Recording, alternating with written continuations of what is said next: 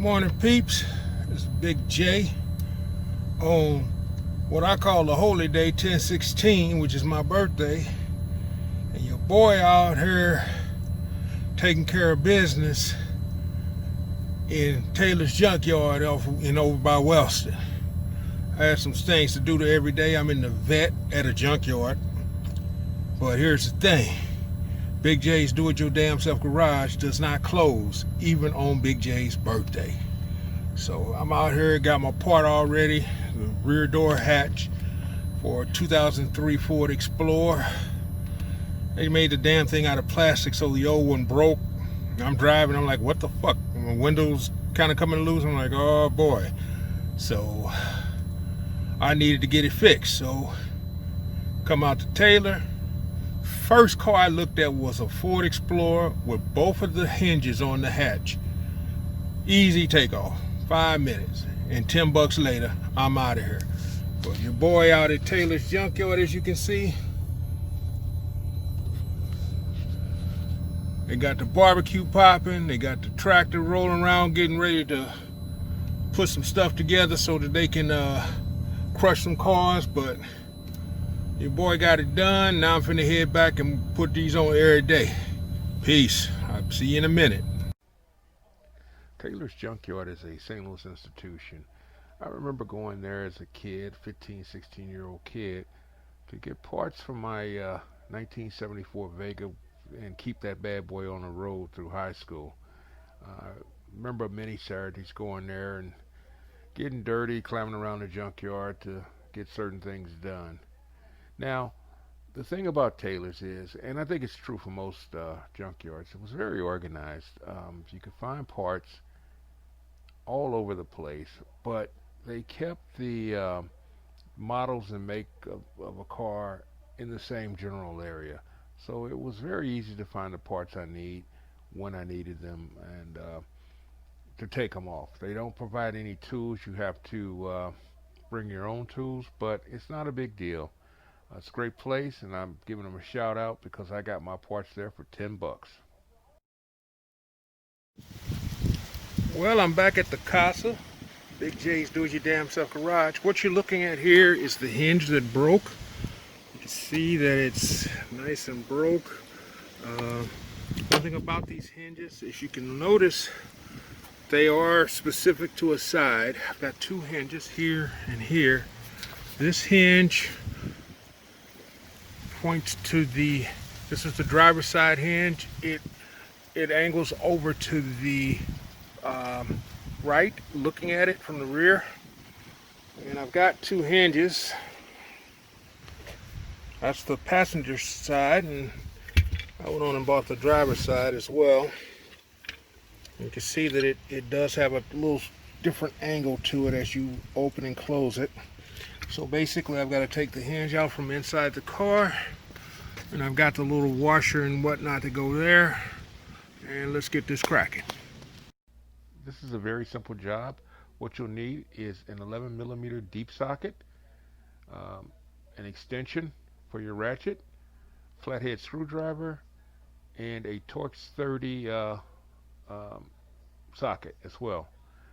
Like any job, if you don't feel comfortable doing this job, leave it to the professionals to do, because on this little job there is a risk that you could even break your back glass, and that'll be a lot more expensive than a $10 hinge. So basically, stop being a sissy. If you know what you're doing, try it. Look it up on YouTube. There's plenty of places where you can look things up and see how to do things. Even if on YouTube somebody's doing something wrong, you can see what to do. This is the hole that I had to pull down this little piece of plastic. It just snaps back up. But here is the hole where the hinge attaches. You need an 11mm deep socket to get in there, which is what I got right here with a ratchet. And you just pull that bad boy, you unscrew that, and you pull the hinge off from the back. As you can see, it attaches to the back gate there. So let's move on to that. Fairly simple, straightforward job. The hard part is going to be getting this rear glass lined up. I didn't take off the rear strut for this rear glass, so it's going to be probably a little difficult, but not impossible. let's get to cracking. Right here are the two units. This is the broken one. You can see that the back plate which attaches to the back glass on the outside is gone, and this bolt sheared off. This is the new one with the bolt on. That little bolt right there is my connector for the actual glass itself. This bolt goes on the inside of the car, and that is a Torx 30 bolt, which I got my stuff for that all ready to go. Well, she's all done. Like I said, you got to pull this panel down. I need to push this on back up a little bit. Where is it at? It's right there. But what it amounts to is you've got to take this bracket off from the inside. That's why I pull this bracket down. This is the bolt that goes on the inside. This is really a two-person job, but I got a little bit of know-how and some 1x4s, the old bed slats that I use to hold this gate up so that I could do it. In order to get the gate aligned though, you have to take off the strut, and that's pretty simple. It's just a little clip there. You just undo it with a screwdriver and pull it down. That takes the stress off of it because you can't push that strut back in and try and align this glass. Once you get it aligned, what I did was I got it somewhat aligned, and I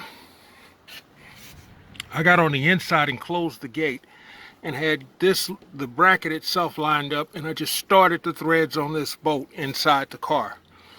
And I did it a little bit, not much, because I knew I may need to move it. Then when I got out, I raised the back glass and drove that bolt on home, and I had taken this, like I said, I took off the strut, and I had to hold it up with a 1x4 right there. And once I did that, I reattached the strut, and as you can see, the struts are pretty good still. These are pretty easy to come on and off. Put the strut back on, tighten everything up, make sure everything was tight, and in the words of Big J, another damn Big J do-it-your-damn-self garage is done. Project done. That was easy. On my birthday, no less, you know. Like I said, Big J's do-it-your-damn-self garage don't close. It's always open, just like Denny's, just like Waffle House, always open. Total time on a job was probably actually working and not running around get the parts was probably 10 to 15 minutes. Thing needs a bath now, but every day is back up and running. I do need one other thing to fix, and I've got the part. I just haven't taken the time to do it. On the inside, the heater stopped working on the 2003 Explorer, and it's a common problem.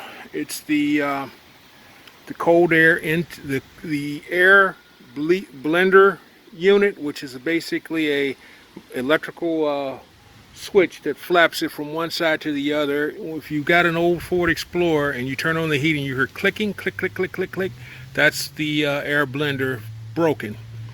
It's not an easy job. I've got to take out most of the lower dash and some of the vents in there, and then get in there with my big fingers and try and get that job done. But I might tackle it tonight, or it's my birthday, I don't know. I might not do it. I might wait till Saturday or Sunday. It depends. I do want to enjoy some of my birthday. Actually, this is enjoyable. I enjoy doing shit like this. But anyway, another Big J do-it-your-damn-self garage is done. If you have to replace these, I went to the junkyard and got them. But if you are one of those persons that's like new stuff, do not get the plastic ones. They sell a metal one, but it's like $70 or $100 a pair. I paid $10 for two plastic ones. The plastic ones I originally had on here lasted from 03 to 17 years. So if I'm still driving this thing in 17 years, I might put a metal hinge on it if it breaks again. Peace.